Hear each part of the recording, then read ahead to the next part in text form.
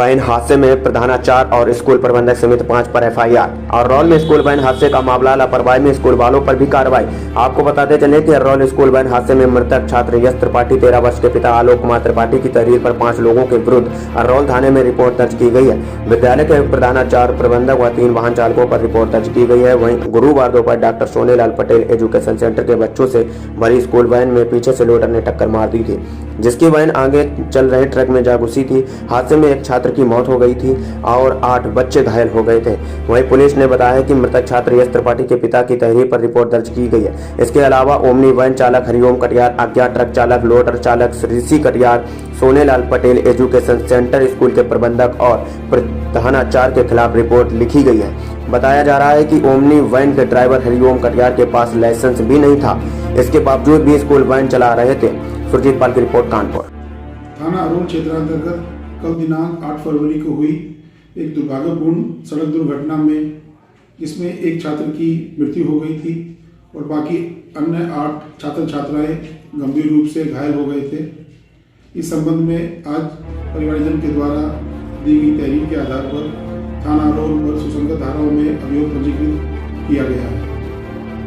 अब तक की गई पुलिस जांच एवं फोरेंसिक टीम के द्वारा जो घटनास्थल का निरीक्षण किया गया था, उनके द्वारा जो साक्ष्य इकट्ठे किए गए थे और मौके पर जो वाहन इस घटना में इन्वॉल्व थे, उन सब के ड्राइवर से की गई पूछताछ में यह स्पष्ट हुआ है कि एक ट्रक सड़क किनारे गलत स्थान पर गलत तरीके से खड़ा हुआ था।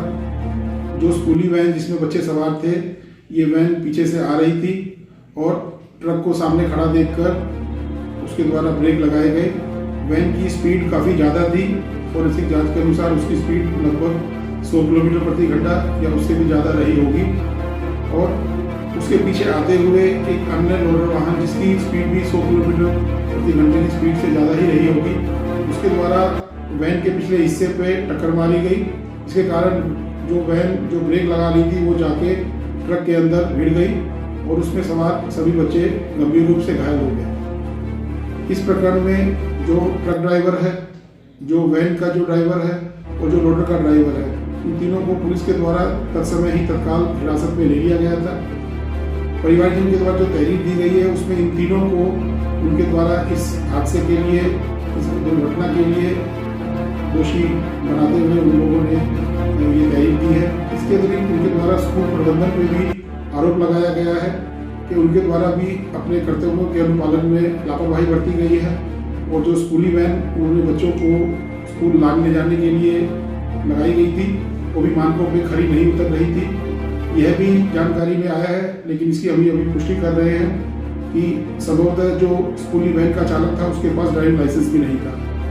इन सब बातों के दृष्टिगत इन तीनों ड्राइवरों को पुलिस के द्वारा अभियोग पंजीकृत होने के बाद पूर्ण तरीके से इनको अरेस्ट किया गया है और उनके विरुद्ध विधिक कार्रवाई की जा रही है। जहाँ तक स्कूल प्रबंधन की द्वारा बरती गई लापरवाही का संबंध है, इस संबंध में भी हमारे द्वारा जांच की जा रही है और जो भी इसमें आगे तथ्य सामने आएंगे, उसके आधार पर स्कूल प्रबंधन के खिलाफ भी कड़ी कार्रवाई की जाएगी।